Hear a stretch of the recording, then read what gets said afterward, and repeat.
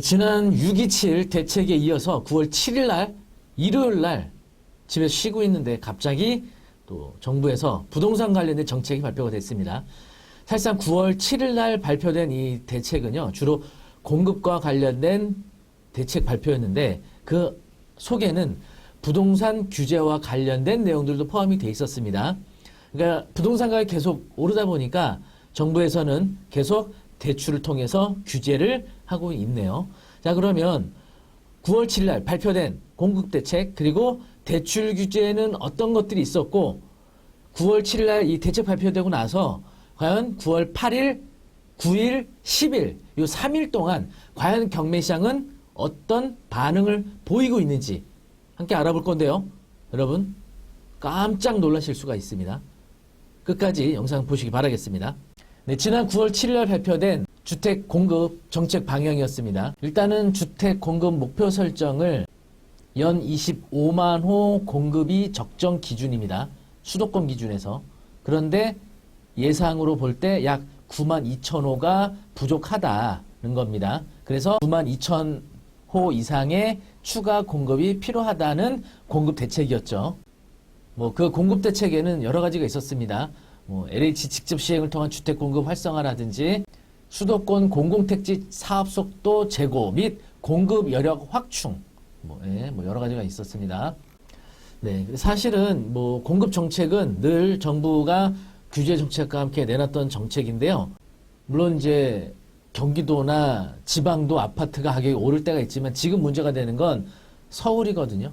서울의 일부 지역들이 가격이 오르고 있는 거예요. 사실 서울 25개 구간에서도 지금도 가격이 크게 안 오르는 곳들이 꽤 있거든요. 문제는 가격 상승되는 곳에 공급이 이루어져야 되는데 서울 그 중심권에서는 공급을 만들어낼 방법이 정비사업밖에 없는 거죠.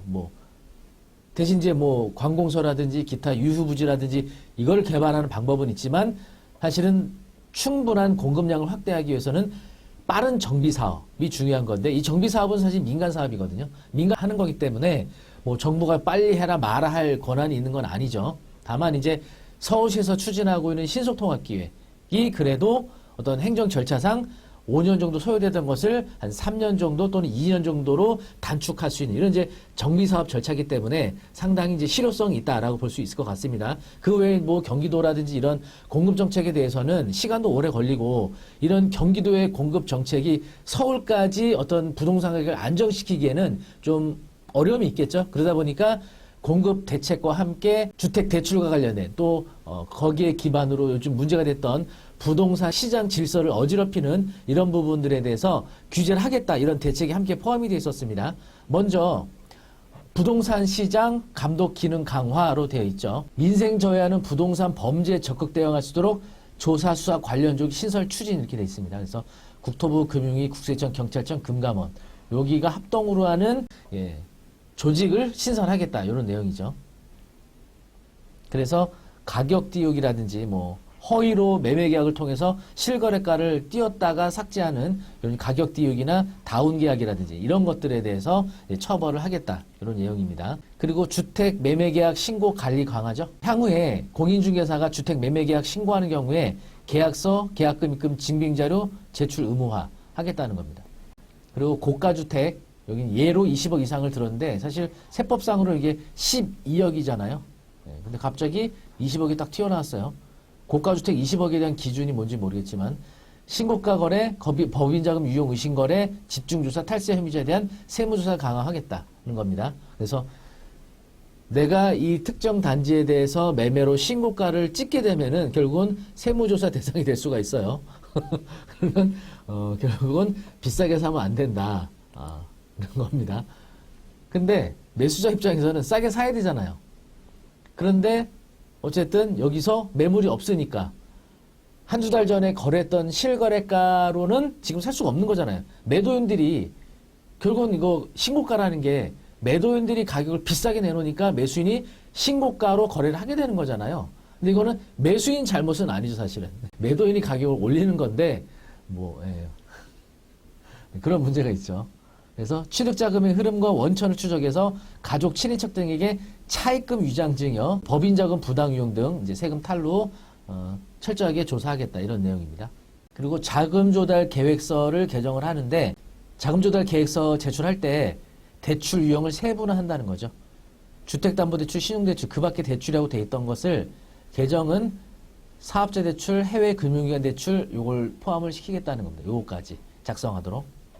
그리고 가상화폐 매각대금도 추가토록 항목을 세분화하게 되고요. 자금조달 계획서와 증빙서류 요게 투기과열지구에서만 제출돼야 됐던 것을 투기과열지구뿐만이 아니라 토지거래 허가구역까지 확대를 한다는 겁니다.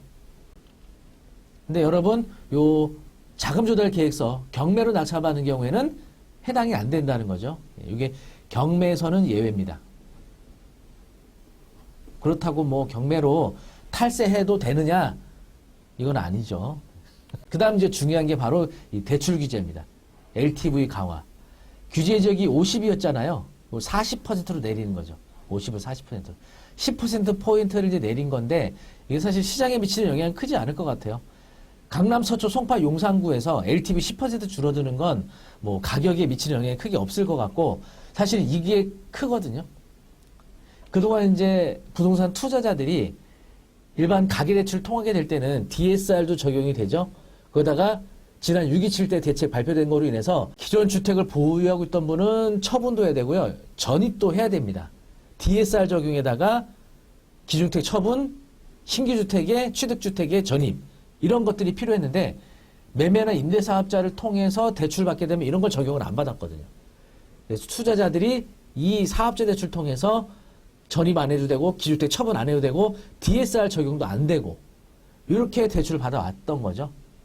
그런데 LTV 제로 안 된다 이겁니다. 그래서 규제적은 30%, 비규제적은 60%였거든요. 그런데 수도권에서는 모두 0%, 지방은 그대로 60%가 됩니다. 규제적은 어차피 지금 서울 4개구밖에 없으니까. 그래서 그동안 매매사업자로 아파트 경락잔금을 납부하셨던 분들이 되게 당황스러우실 겁니다. 일단 이 매매사업자가 막혀버렸으니까 수도권 외 지역은 관계가 없죠. 그리고 전세대출 이제 일원화하는 거죠. 3억, 2.2억, 2억이었던 것을 2억으로 일원화하는 건데 이것도 수도권 규제적만 적용을 하는 겁니다. 사실 이제 여기서 가장 그 주요 포인트가 사업자 대출을 막는 건데 이 사업자 대출이 지난 그 문재인 정부 때도 이 가계대출을 규제하니까 사업자 대출로 풍선 효과가 굉장히 많이 생겼거든요. 그랬다가 이거를 2021년도에 막아버렸어요. 그때도 LTV 제로로. 그랬다가 다시 부동산 가격이 이제 금리 인상 때문에 좀 안정화가 오니까 2023년도에 다시 LTV를 풀어줬거든요. 근데 다시 2025년도, 그러니까 2년 만에 다시 LTV를 제로로 막아버린 겁니다. 네. 네, 이렇게 부동산 가격이 계속 진정이 안 되니까. 근데 부동산 가격이 사실은 일부 지역만 그런 거거든요. 비강남과 비수도권은 사실은 그렇게 상승폭이 크지는 않아요. 그런데 이걸 수도권 전체로 해서 향후에 풍선효과 나타날 것까지 아마 고려해서 수도권 전체로 지금 정책을 만들어내고 있는 것 같습니다. 어쨌든 이제 대출 규제도 그렇고요. 세제 강화를 통해서도 부동산 가격을 안정화시키는 데는 지난 정부에서도 이게 확인이 됐었던 건데 이게 사실 어쩔 수가 없나 봐요. 가격이 오르는 것을 지켜만 볼 수가 없으니까 어쨌든 대출을 통해서 규제를 시작하게 되는데 결국은 이런 규제는 부동산 가격의 안정화를 위해서 하는 건데 그러면 시장이 반응이 그 정책대로 움직여야 되는데 이 시장은 정책대로 잘 움직이지 않는다고 하면 그 정책은 더 이상 먹히지 않는다고 받아들여야 되거든요. 물론 매매 시장과 경매 시장은 좀 다를 수가 있어요. 하지만 경매 시장에서의 이 낙찰가율이라든지 경쟁률은 일반 매매 시장의 선행지표 역할을 할 수 있거든요.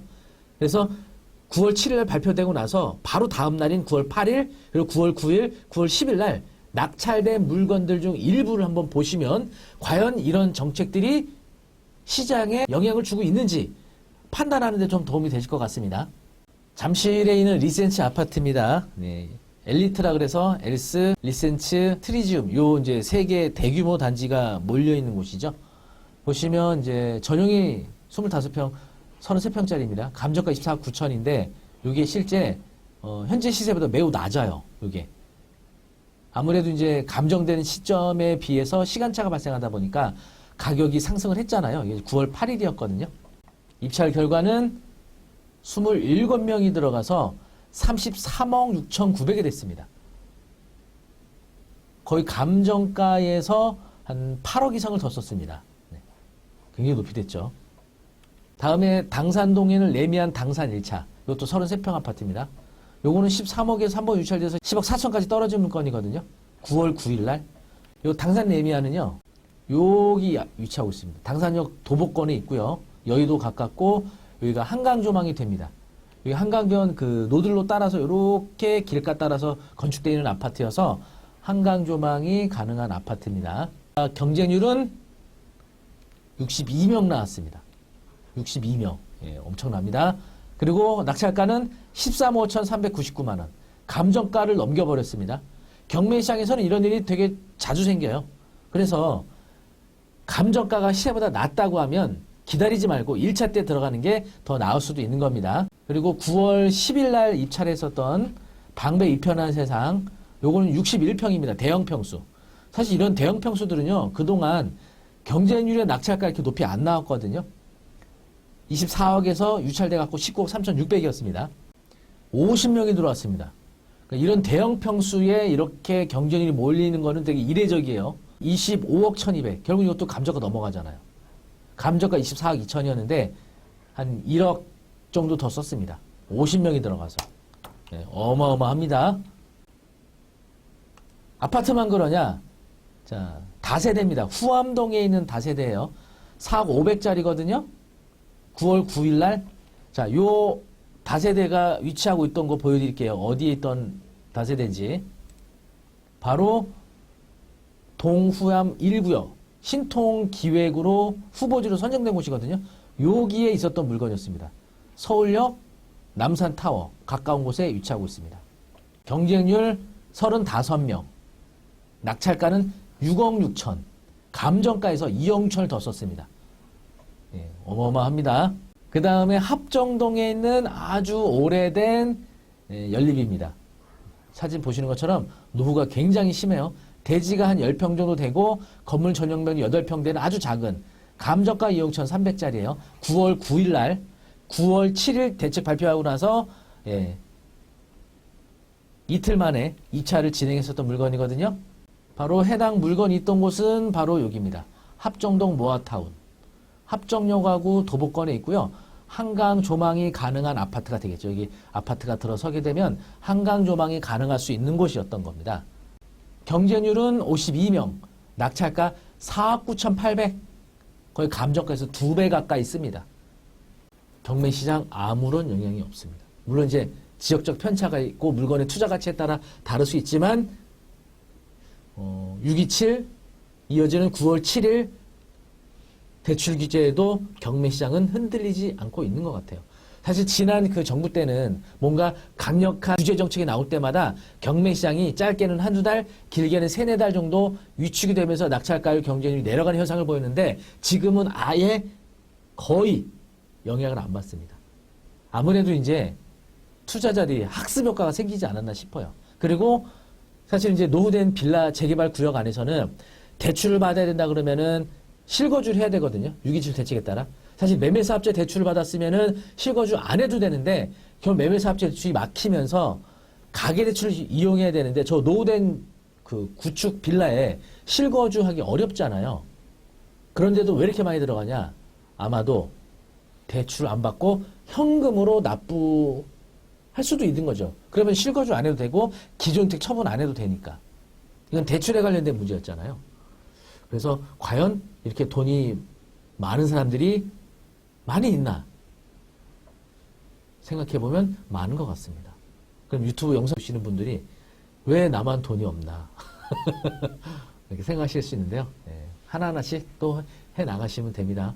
어쨌든 수도권의 경우에는요, 이렇게 대출로 강력하게 규제가 되고 있기 때문에 여러분들이 기존의 주택을 보유하고 있던 분들은 대출을 활용해서는 하기 어려워요. 실거주를 해야 되는 문제가 있기 때문에 처분도 해야 되고요. 기존 주택을 결국은 내가 갖고 있는 돈은 많지 않고 대출을 활용해서 투자하려고 한다면 수도권 외 지역으로 가셔야 될 거고, 또 주택을 이미 보유하고 있는 경우에는 취득세 중과라든지 또는 종부세가 나오는 경우는 종부세에 영향을 줄 수가 있고, 또 양도소득세도 영향을 줄 수 있기 때문에 비수도권에 공동주택 공시가격 2억 이하 물건을 하게 되면 주택수에 포함을 시키지 않아서 이런 물건들은 또 자유롭게 할 수가 있겠고요. 지방의 경우에는 사실은 매매가와 전세가의 갭이 매우 적은 또 투자 가치 좋은 이런 물건들이 좀 있거든요.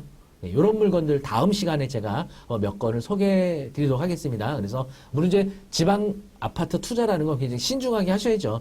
좋은 소재가 있는 이런 물건들을 잘 선별하셔야겠지만 어쨌든 돈이 많지 않은 상황에서 대출을 이용해서 경매 투자하고자 하시는 분들은 그렇게 방향을 좀 바꾸셔야 되지 않나 그런 생각이 듭니다. 경매 투자에 있어서는요, 이런 이제 부동산을 보는 눈, 정책과 관련된 빠른 정보 취득도 되게 중요하고요. 또 기본적인 권리 분석에 대한 공부도 필요해요. 그래서 저희 PL에듀 홈페이지 오시게 되면 온라인을 통해서 경매와 그 부동산 경매 심화 과정 공부를 다양하게 하실 수가 있습니다. 아래 링크 올려드릴 테니까 안방에서 편안하게 온라인으로 경매 공부 한번 하실 수 있기를 바라겠습니다. 저희 구독자분들이 곧 8만 명에 다가가고 있거든요. 여러분 구독하지 않고 보시는 분들은요, 꼭 구독 부탁드리겠습니다.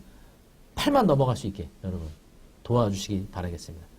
올해 연말까지는 한 10만 정도 되는 게 목표인데, 뭐 제가 뭐 원하고 이루고자 한다고 될 수 있는 게 아니잖아요. 이 영상을 보시는 여러분들이 그런 것들을 결정해 줄 수 있는 거니까 어쨌든 제 채널을 통해서는 뭐 그렇게 자극적이지 않고 그러면서도 도움이 될 수 있는 경매 물건 정보, 권리 분석 정보, 그리고 최신 부동산 이런 정책 정보들도 제공을 해드리고 있으니까요.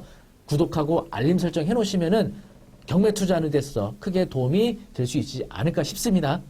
예. 올해 연말까지 구독자 10만 되느냐는 여러분에게 달려있으니까 꼭 구독 부탁드리겠습니다. 또 제가 이 얘기했다고 또 댓글로 너무 뭐라고 하지 마시고요. 네, 어쨌든 부탁드리면서 다음에도 더 유익한 내용으로 찾아뵙겠습니다. 감사합니다.